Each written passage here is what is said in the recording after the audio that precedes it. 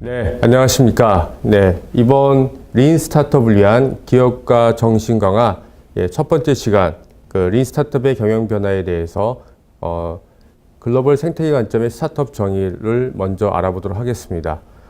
본 기업가 정신 강화는 이번 과정을 통해서 크게 3개의 모듈로 구성되어 있습니다. 이번에 첫 번째, 잠깐 저의 소개를 시작하겠습니다.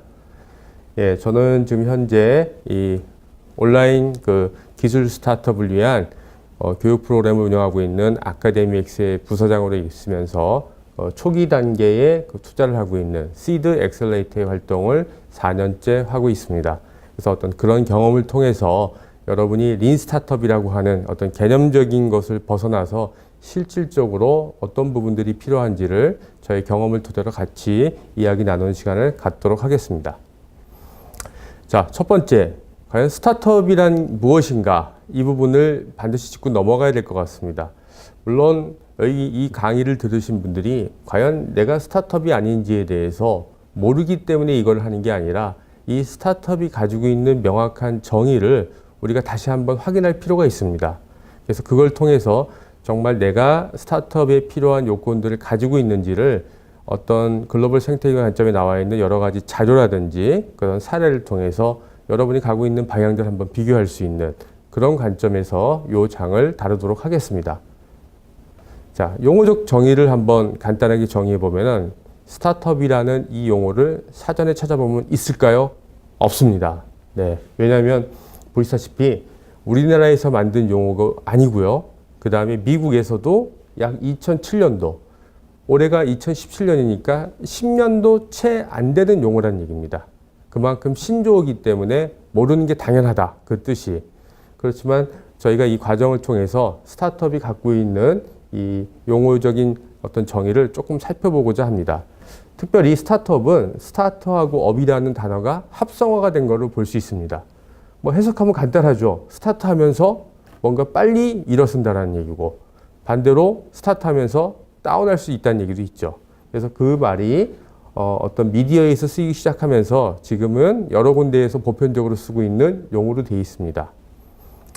자, 첫 번째, 우리 엑셀러레이터의 원조인 Y 컴비네이터의 폴 그레이엄, 미국의 여러 가지의 창업 어떤 관련된 굉장히 유명하신 분이죠. 그분이 말하는 스타트업의 정의는 이렇게 했습니다. 스타트업은 초고속 성장을 위해서 디자인된 조직 회사. 자, 여기에 핵심 키워드는 성장입니다. 성장인데 빠른 성장이라는 얘기죠. 그럼 이런 고민을 해보실 수 있어요. 도대체 얼마나 빨리 성장해야지 이게 빠른 성장이라고 얘기할 수 있냐. 10년에 걸쳐서 매년 5%, 10% 성장한 것도 성장이고 또는 5년 내에 20% 성장한 것도 성장이지 않습니까? 그러면 과연 빠른 성장의 기준은 무엇일까요? 혹시 이런 고민을 안 해보셨다면 이번에 스타트업 이 정의를 통해서 진짜 스타트업에 맞는 빠른 성장의 기준은 무엇일까라는 답을 찾아보도록 하겠습니다. 자, 또 다른 분, 스티브 블랭크. 이분은 이제 학자로서의 어떤 갖고 있는 이 스타트업에 대한 정의. 또 우리나라에 저렇게 기업가 정신 매뉴얼이라고 한 300페이지 정도 되는 책인데 저도 끝까지 다 읽어보지 못했지만 어쨌든 갖고 있습니다. 그 책에서 말하는 그 교수님이 오랫동안 다방면의 여러 가지 것들을 연구하면서 내놨던 정의. 아마 일반적으로 미국 실리콘밸리에서 나오는 많은 스타트업에 관련된 자료 중에 스타트업 정의를 이분 교수님 거를 인용을 하고 있습니다. 이렇게 표현하고 있습니다. 스타트업은 반복적이며 확장 가능한 비즈니스 모델을 추구하기에 구성된 조직, 뭐 임시 조직, 어떤 이런 표현을 하는데 뭔가 일반적인 회사처럼 완벽하게 구성된 게 아니라 약간 임시적으로 구성된 조직이다. 그러면서 여기에 중요한 걸 비즈니스 모델을 얘기했습니다. 그래서 비즈니스 모델을 찾아가는 과정에 있는 그런 어떤 하나의 단위 조직을 스타트업이라고 얘기했습니다. 좀 앞부분하고 좀 다른 정의를 가지고 있죠.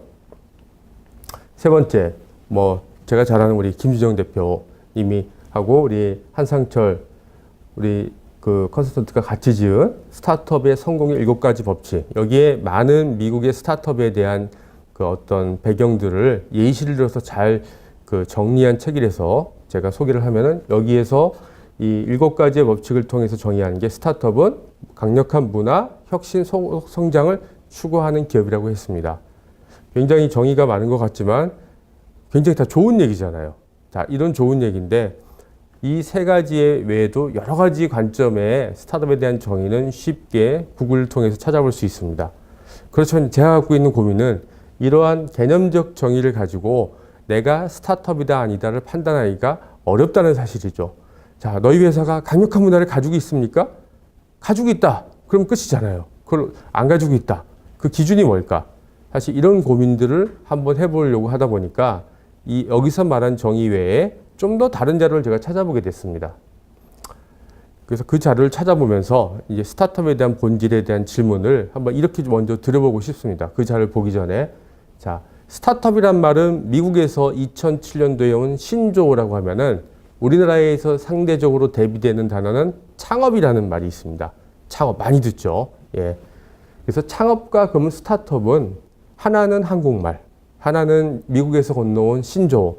용어만 다르지 결국 동일한 게 아닌가. 이런 질문을 한번 OX 퀴즈로 제가 드려보면은 어떤 답을 드리겠습니까? 예, 아주 쉽게 제가 드리는 거예요. O 아니면 X, 뭐 아니면 도입니다. 네. 뭐라고 생각하십니까? 네. 모르겠다고요? 네. 하나 찍어보시면, 예. 자, 이렇게 한번 제가 예를 들어볼게요. 여러분이 요즘 뭐 커피가 되게 유행해. 대한민국 거의 커피 공화국 아닙니까? 스타벅스가 거의 예전에는 뭐 구마다 하나 몇 개 띄엄띄엄 있어가지고 어떤 스타벅스의 뭐 지수 이런 게 되는데 요즘은 스타벅스가 다점포 전략을 가면서 놀랍게도 스타벅스 하나의 도시당 스타벅스의 점포수가 최근 들어서 가장 빨리 생긴 도시가 서울이라는 통계가 나왔습니다. 시애틀이 아닌 미국에 생긴 시애틀이 아닌 서울이라고 할 정도로 대한민국에 커피숍이 많은데 그러한 세련된 최신 유행의 커피숍을 차리는 것도 창업이죠. 굉장히 좋은 자리에. 자, 이것도 창업이고 똑같은 커피 주제를 가지고 옆에 있는 회사는 스트롱홀드라고 하는 조금 이제 그 사업을 한 지 오래된 회사지만 커피의 로스팅을 가지고 사물 인터넷 기술을 결합한 기업이 있습니다. 자, 아까 이렇게 질문을 드리는 게 아니라 이 2가지 기업에 놓고 보면은 이것도 창업이고 이것도 창업인데 과연 이 중에서 어느 것이 여러분은 더 스타트업이라고 생각하십니까? 라고 제가 물어보면은 거의 99.9%가 오른쪽에 있는 스트롱홀드가 스타트업이라고 얘기합니다. 이유를 물어보면 잘은 모르겠지만 어쨌든 이렇다고 대답하거든요. 자, 뭔가 우리가 갖고 있는 그 심층적 이유가 일반 창업과 스타트업이 단순히 용어가 비슷한 게 아니라 뭔가의 구분짓는 이유가 있다는 얘기죠. 그래서 그거를 조금은 우리가 이런 온라인 과정을 통해서 구체적으로 살펴보고자 합니다. 자, 그래서 또 스타트업 관점을 바라볼 때 많은 분들이 이제 아까 말한 일반 창업과 이 스타트업을 조금 혼돈할 수뿐이 없는 게 우리나라가 갖고 있는 정책 지원 사업, 흔히 정부 지원 사업이라고 하죠.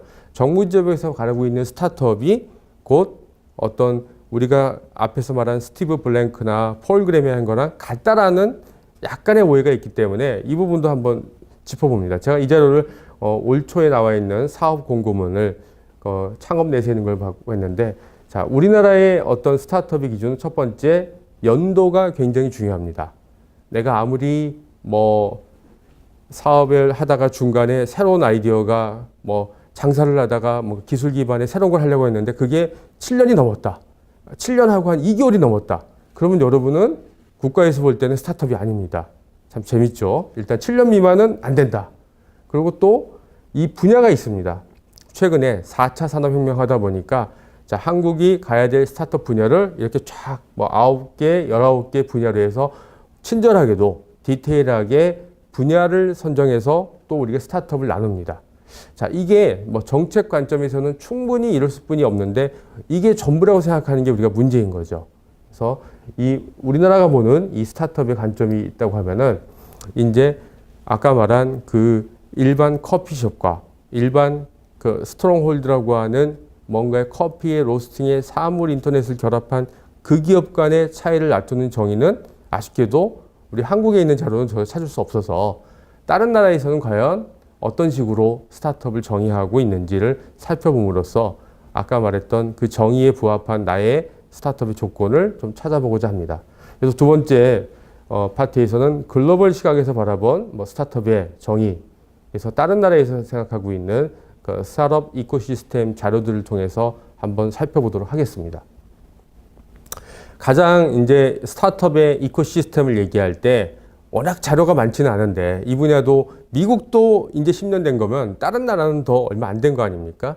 그 중에 가장 많이 참조하는 게 이 스타트업 지놈이라고 하는 컴파스라는, 여기도 스타트업입니다.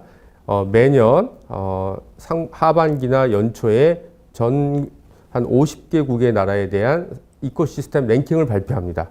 자, 어느 나라가 과연 스타트업을 잘 육성하는 나라인지를 발표합니다. 자, 여기서 나라의 기준이 아니라 도시입니다. 엄밀히 말하면 도시. 스타트업은 도시에서 어떤 성장하고 발전하는 걸로 인식하기 때문에 당연히 우리 실리콘밸리가 1등이죠. 자, 한국은 여기 랭킹에는 아직 안 나오고 있습니다. 조만간 나올 거로 보는데, 그래서 여기 이런 조사를 할 때 뭔가 아까처럼 스타트업은 확장 가능하고 성장 있는 기업이라고 하면은 조사가 안 되겠죠. 흔히 이제 통계적 용어로 그 데이터를 조사하려면 조작적 정의라고 기준을 정해야 되는 거예요. 그래서 저는 이걸 찾아봤습니다. 이 사람들은 어떤 기준을 놓고 각각의 국가의 스타트업을 볼까? 그 기준에서 아까 가졌던 일반 창업과 스타트업의 정의에 대한 우리의 답을 좀 찾을 수 있지 않을까 생각해 봤습니다. 그래서 스타트업 지놈을 자료를 찾아보면은 이런 식으로 거기에 그 화이트 페이퍼에 나와 있습니다. 자, 첫 번째 용어가 스타트업이라는 용어보다는 테크란 말을 앞에 하나 따라 붙습니다.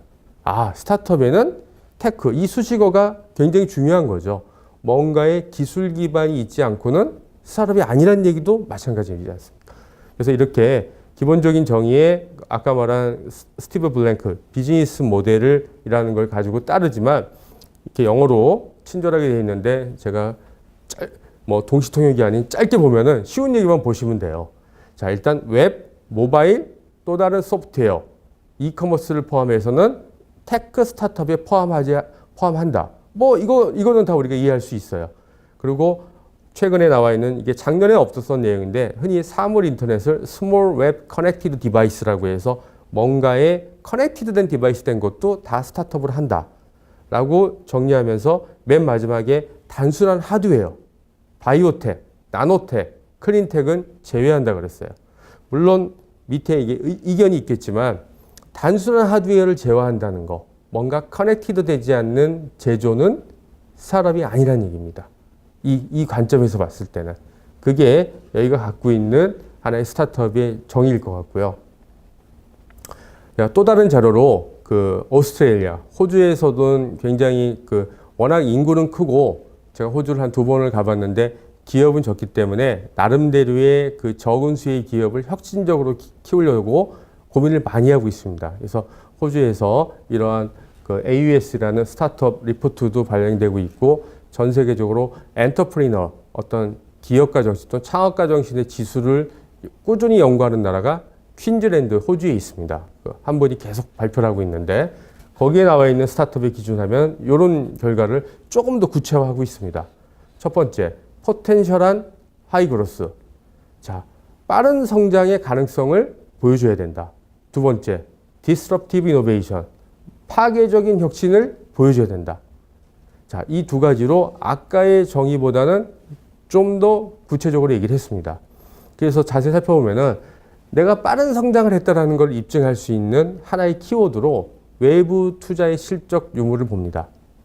내가 내 사업을 하면은 다 성공할 것 같고 다 좋은 모델이고 좋게 볼 수 있지 않습니까? 그리고 그런 거에 대한 자기 사업에 대한 저는 확신은 부정적으로 보지 않습니다. 자기 사업에 대한 확신이 없으면 여러분 사업을 하시면 안 되지 않습니까?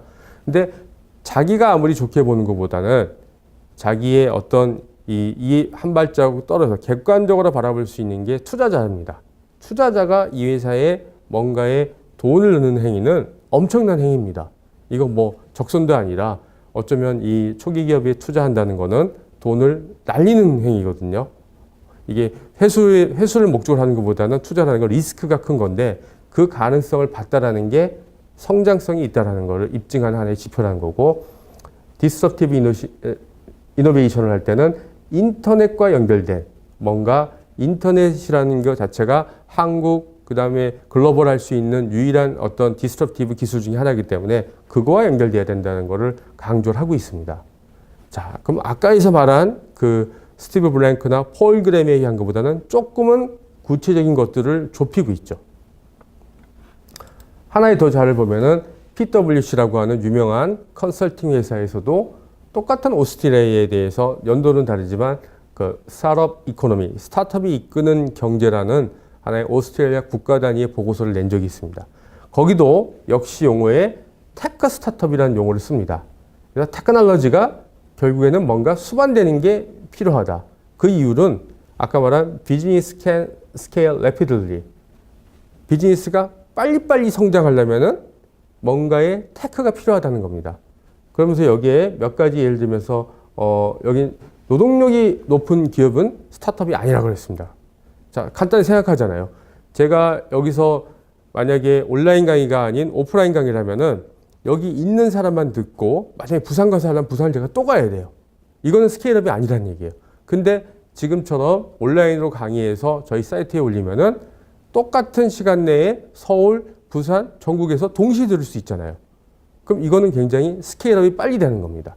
바로 이게 이 밑바탕을 이루는 거는 기술이라는 거거든요. 그래서 여러분의 사업 아이디어가 뭔가 스케일업할 가능성이 없다라고 하면은 극단적으로 보면 여러분 스타트업이 아닙니다. 창업에 가까운 겁니다. 아까 그 커피숍이 그런 관점에서 보면은 쉽게 판단이 되실 수 있을 겁니다. 그러면서 여기서 굉장히 재미있는 하나의 동영상을 보여줬습니다. 슈즈 오브 프레이라는 건데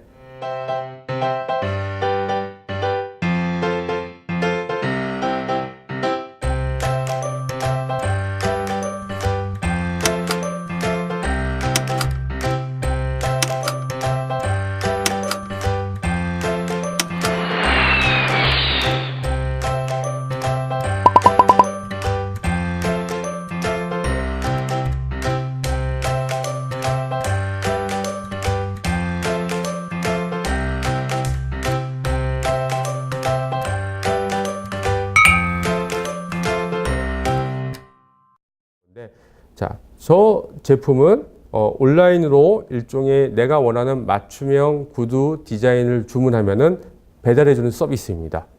그래서 이 사례를 드린 게 이렇게 생각할 수 있거든요. 제가 최종적으로 받아보는 엔드 유저가 받아보는 결과물은 결국 슈즈입니다.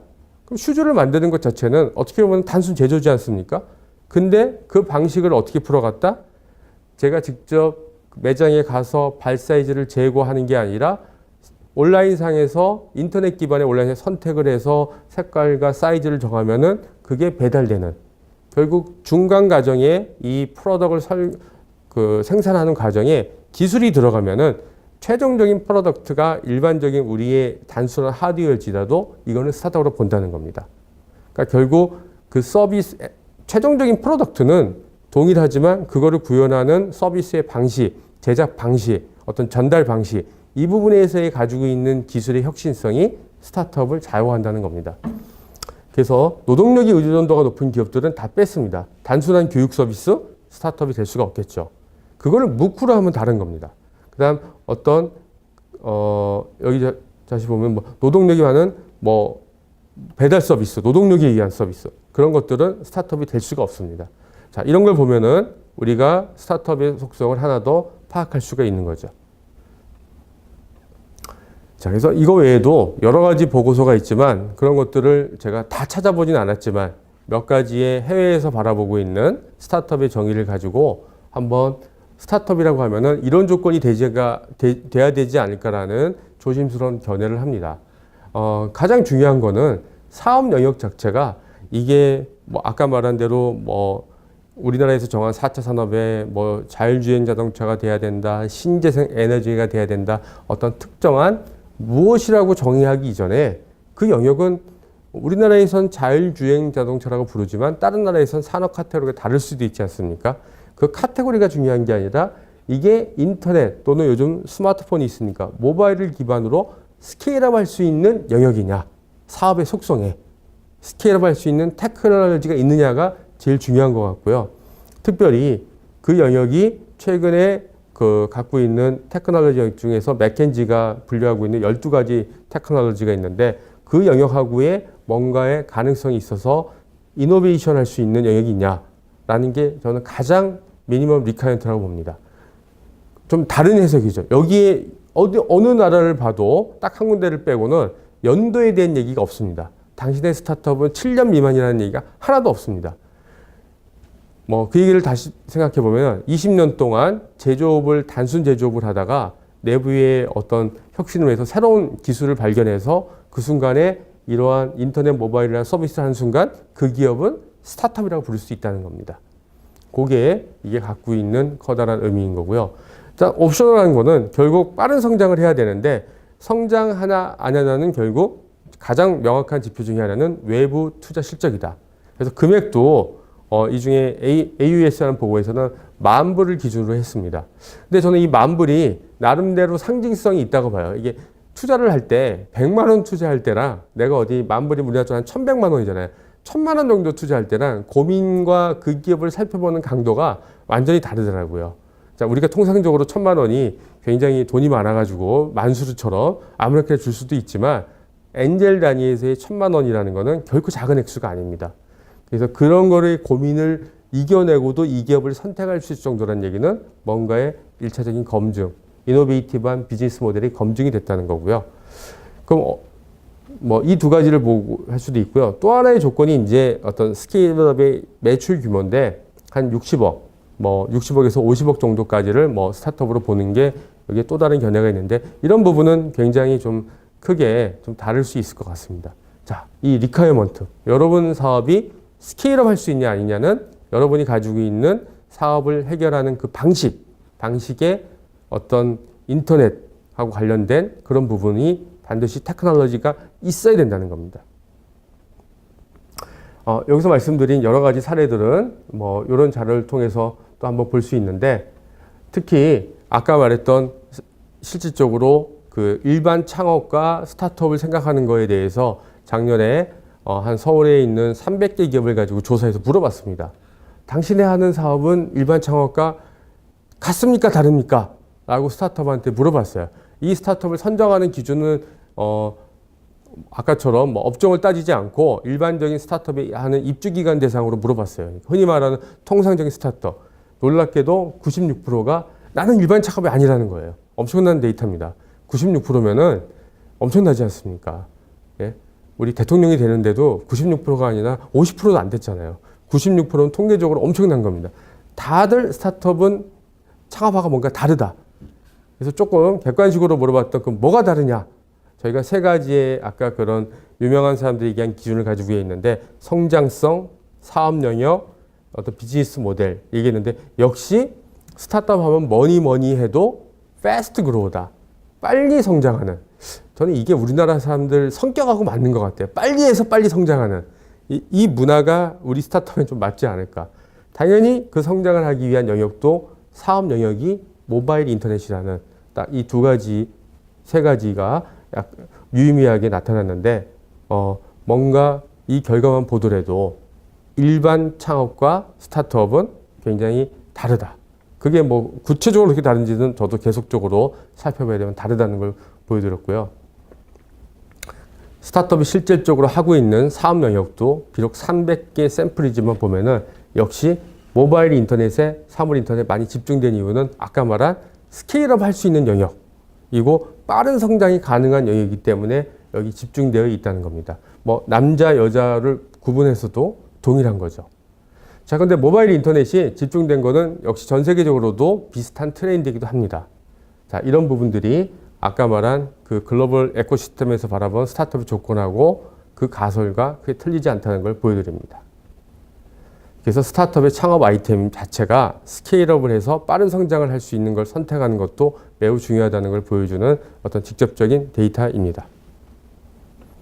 자, 그럼 이제 앞부분에 그 나왔던 그 얘기를 거꾸로 한번 가봅니다. 이제 아까는 일반 창업과 스타트업이 본질적으로 동일한가 아니란 걸 물어봤을 때 여러분들이 가우뚱했을 거예요. 말 같지도 않는 질문을 하냐.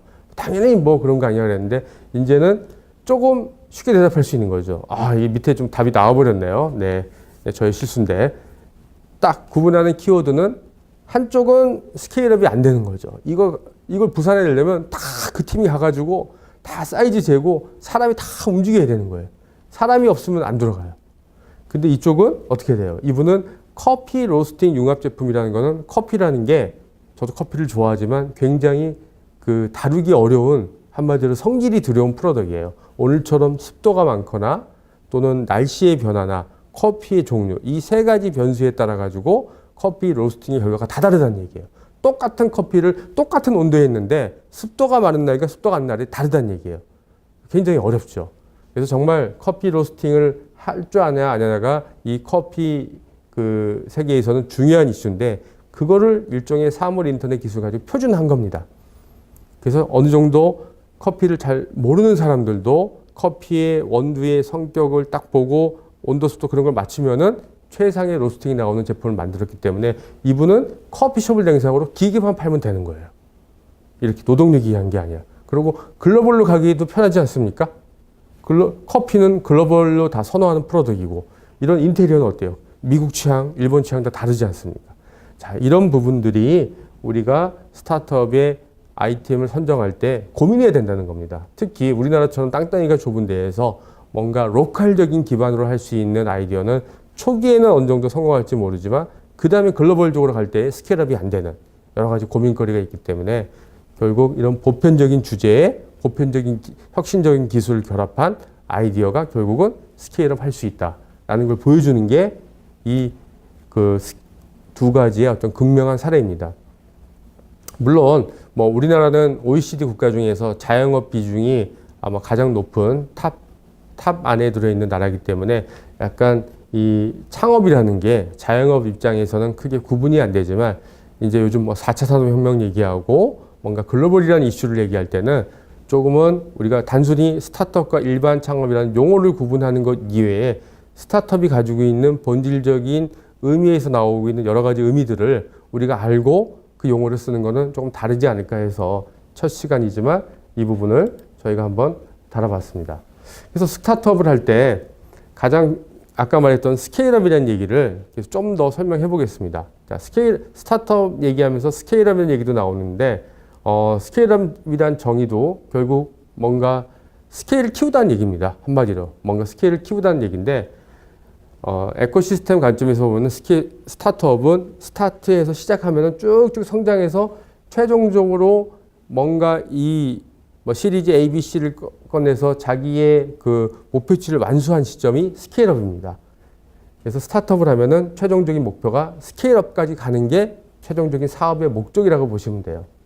그래서 Top of the Solid Startup Ecosystem, 뭔가 기존에 갖고 있는 하나의 시장에서의 뭐 판을 깨거나 또는 기존에 있는 기업들의 빅 자이언트들하고 싸워서 어떤 커다란 결과물을 가져오는 그런 형태가 스케일업이 되는 겁니다.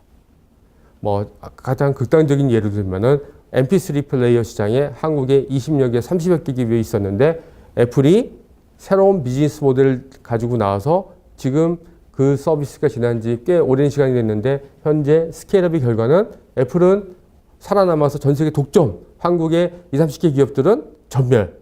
이게 바로 엄청난 스케일업을 가져오는 결과인 겁니다. 판을 완전히 바꿔버리는. 그래서 이 스타트업이 이 빠른 성장이라는 게 이 스케일업 얘기에서도 나오는 겁니다. 자, 그래서 첫 시간에 어쩌면 가장 기본적인 스타트업에 대한 데피니션 얘기를 가지고 했는데 여러분이 그걸 통해서 단순히 뭐 비즈니스 모델, 빠른 성장이라는 것보다는 내가 성장하기 위해서 갖춰야 될 조건이 뭔지를 글로벌 생태계에서 말하는 기준을 가지고 얘기를 했습니다.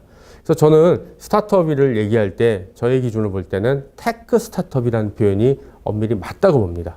그 테크가 뭔지에 대해서는 뭐 어떤 걸 규정하는 거는 각자의 방식은 다르겠지만은 첫 번째 스타트업이 갖춰야 될 거는 테크라는 겁니다. 그래서 테크를 구현할 수 있는 능력이 있냐 없냐, 그거를 어떻게 내가 입증하냐 마냐가 굉장히 그 기업을 판단하는 중요한 기준이 됩니다.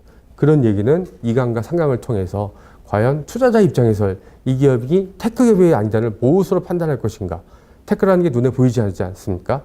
그런 부분들도 같이 이어서 얘기하도록 하겠습니다. 자, 이제 이 강에서 또 만나도록 하겠습니다.